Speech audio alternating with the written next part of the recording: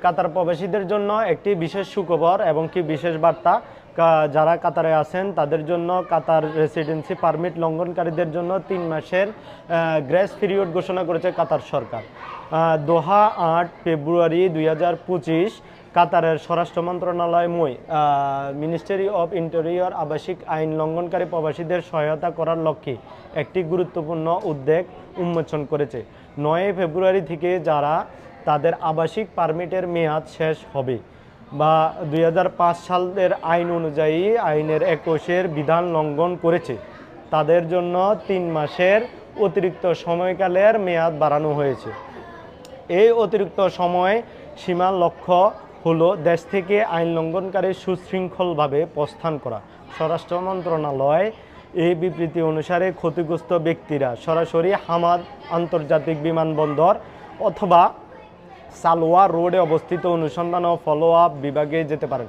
অর্থাৎ যাদের residency permit আপনার এক্সপায়ার হয়ে গেছে তারা অবশ্যই হামাদ আন্তর্জাতিক বিমানবন্দর অথবা সালোয়া যে অনুসন্ধান ফলো আপ আছে ওইখানে যোগাযোগ করতে পারবেন।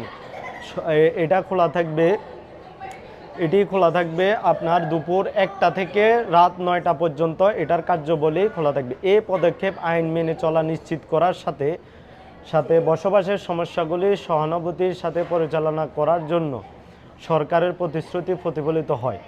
অতিরিক্ত সময়কাল শুরু হওয়ার সাথে সাথে প্রবাসীদের তাদের আবাসিক অবস্থান দ্রুত সমাধানের জন্য এই সুযোগটি অবশ্যই কাজে লাগাবেন। আশা করি যারা দেশে যেতে চান আপনাদের আপনার শেষ হয়ে গেছে তারা জেল জরিমানা ছাড়া সরাসরি হামাদ আন্তর্জাতিক বিমানবন্দর অথবা সালোয়া যে অনুসন্ধান ফলো আপ সংস্থাটি আছে ওদের সাথে যোগাযোগ করতে পারেন। ধন্যবাদ সবাইকে। অবশ্যই কাতারের এই ঘোষণাটি সাধুবাদ জানাই। আর যদি ভিডিওটি ভালো লাগে অবশ্যই লাইক কমেন্ট শেয়ার করে দেবেন। অনেক প্রবাসীর উপকার হবে কাতার প্রবাসীদের। আসসালামু আলাইকুম ওয়া রাহমাতুল্লাহি ওয়া বারাকাতুহু।